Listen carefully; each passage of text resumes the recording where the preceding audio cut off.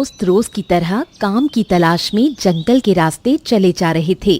उनकी दोस्ती इतनी गहरी थी कि उनकी दोस्ती की कस्में खाई जाती थीं। काफी दूर चलने के बाद, मित्र, मुझे हमारे साथ आज कुछ अच्छा होने का आभास हो रहा है।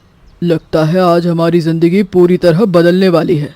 हाँ मित्र, मुझे भी लगता है कि आज जरूर हमें कहीं कोई छुपा हुआ धन या गढ़ा हुआ धन मिलेगा। कुछ दूर चलने के बाद वो देखते हैं कि एक लाचार बुढ़िया एक लकड़ी के गट्ठर को उठाने की कोशिश कर रही है, पर उससे वो गट्ठर उठाया नहीं जा रहा। वो दोनों वहां पहुंचते हैं। बेटा, क्या तुम इसे उठाने में मेरी मदद कर दोगे? मेरी हड्डियों में जान नहीं रही कि मैं इसे उठा सकूं। मित्र, हमें इस लाचार बूढ़ी अम्मा की मदद करनी चाहिए। नहीं मित्र, तुमने ही कहा था कि तुम्हें आज कुछ अच्छा होने का आभास हो रहा है। क्या पता आगे कोई धनी सेठ आ रहा हो जिसका सामान उठाने से वो हमें बहुत सारा धन दे।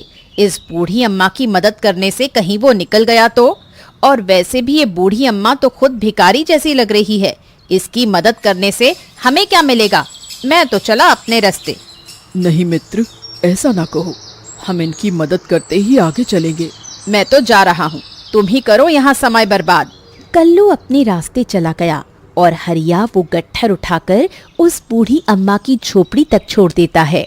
लो अम्मा जी, आपका घर आ गया। अब मैं चलता हूँ।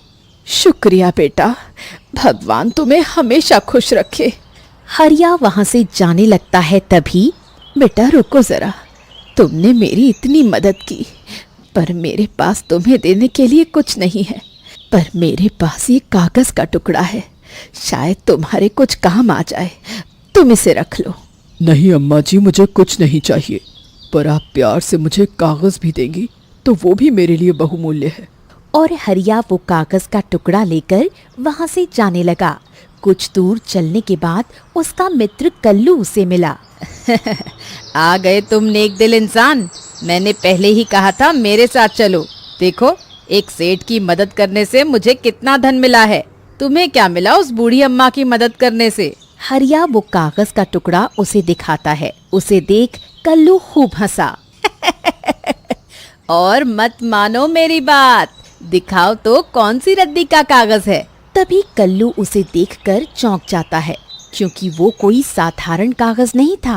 अरे मित्र, ये तो मुझे किसी खजाने का नक्शा लगता है। हाँ मित्र, चलो चलकर इसे निकालते हैं। ये नक्शा शायद इस तरफ जाता है, हमें यहीं चलना चाहिए। दोनों मित्र खजाने की तलाश में चल पड़ते हैं।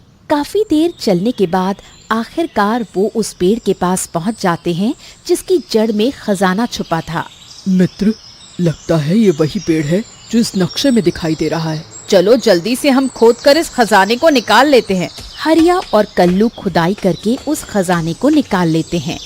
मित्र, हमें इस खजाने को 2 हिस्सों में कर लेना चाहिए, आधा मेरा और आधा तुम्हारा। और वो उस खजाने के 2 हिस्से कर लेते हैं और घर लौटने लगते हैं। कुछ दूर चलने के बाद, मित्र, मैं बहुत थक गया हूँ, हमें कुछ देर आराम करना चाहिए। ठीक है मित्र, जैसा तुम कहो।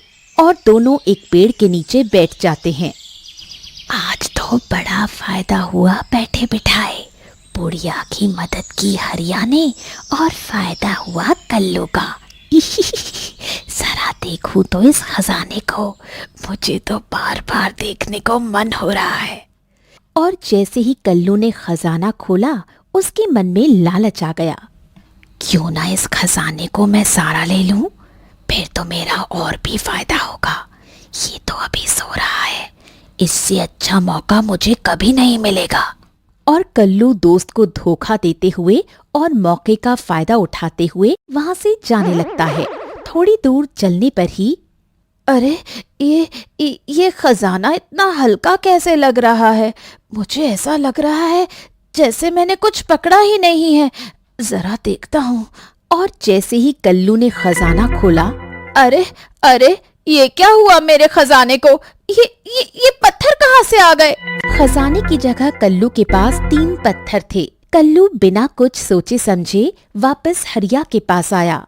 मित्र, देखो ना, तुम थके हारे सो रहे थे तो मैंने सोचा क्यों ना इस खजाने को आधा तुम्हारे घर आधा अपने घर रख दूं, और ये तो पत्थर बन गए।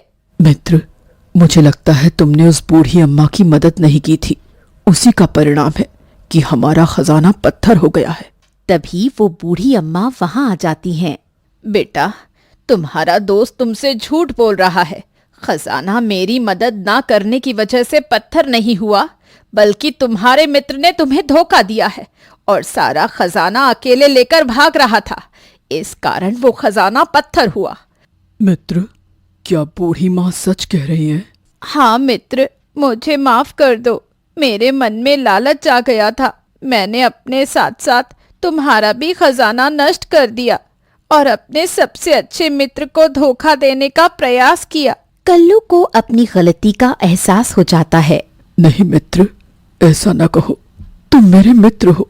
तुम्हें अपनी गलती का एहसास हुआ, इतना काफी है मेरे लिए। चलो अब हम घर चलते हैं। तभी बूढ़ी अम्मा वहां से गायब हो जाती हैं और एक आकाशवाणी होती है। हरिया, तुम्हारी मित्र के प्रति मित्रता देखकर मैं तुम्हें दोबारा वो धन लौटा रही हूँ। और वहां दोबारा खजाना आ जाता है। मित्र, चलो अब हम फिर से आधा आधा बांट लेते हैं। नहीं मित्र, ऐसी मूर्खता मत करना। मेरा तुम्हारे खजाने पर कोई हक नहीं, क्योंकि मैंने उस बूढ़ी अम्मा का अपमान किया था। मेरी करनी का मुझे फल मिला है। अगर उसमें से मैंने आधा लिया तो वो भी गायब हो जाएगा और तुम्हारे पास भी थोड़ा ही बचेगा। मेरे पास तुम्हारे जैसा मित्र है, वही मेरा खजाना है। ठीक है मित्र, जैसा तुम कहो। और दोनों घर की ओर चले जाते हैं।